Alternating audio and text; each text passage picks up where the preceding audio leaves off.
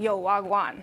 If you've ever reached Toronto or listened to a man like Drake, you probably noticed that there's bare slang in the sticks still. And if you're at GTA Ute, you probably say a 1-2 slang word, or know at least one Toronto hood man. And I bet you noticed that the man them speak a little different from the rest of the Canadians. Wanna know why? Well, you came to the right place, so sit back and relax, fam. Did you follow? That was an example of Toronto slang.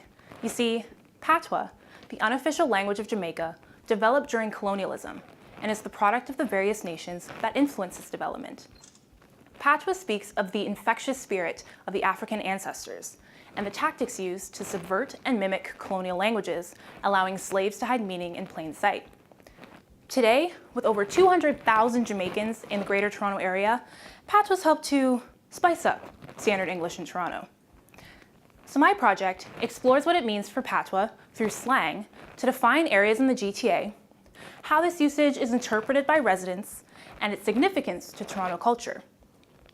Because similar research has focused primarily on cities in England or the States, my project provides new insights on Jamaica's connection to the Toronto community.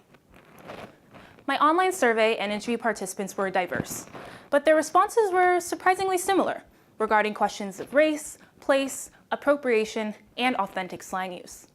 Though most were not of Jamaican descent, they were highly aware of the relationship between Patois and Toronto slang. Through their childhoods, vacations, restaurant visits, friends, music, and social media, participants explained that Patois has been deeply embedded into Toronto speech, and they considered the slang to be a distinguishing element of the GTA, both within Canada and internationally.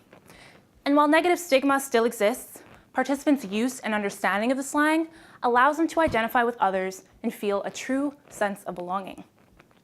So I concluded that Toronto slang is more than just youth talk or an indication of low intelligence or class. It is a compelling and communal way of speaking. It contributes to identity formation, and it helps to strengthen social ties all across the GTA. But most importantly, its cultural and historical significance must be acknowledged before usage. That said, I found that Toronto slang connects people across neighborhoods, cities, and the vast Jamaican diaspora, and it demonstrates language's evolution, fluidity, and its ability to unite us. Jeez, yo, my presentation was greasy, ally. Yo, you're welcome still. Thank you.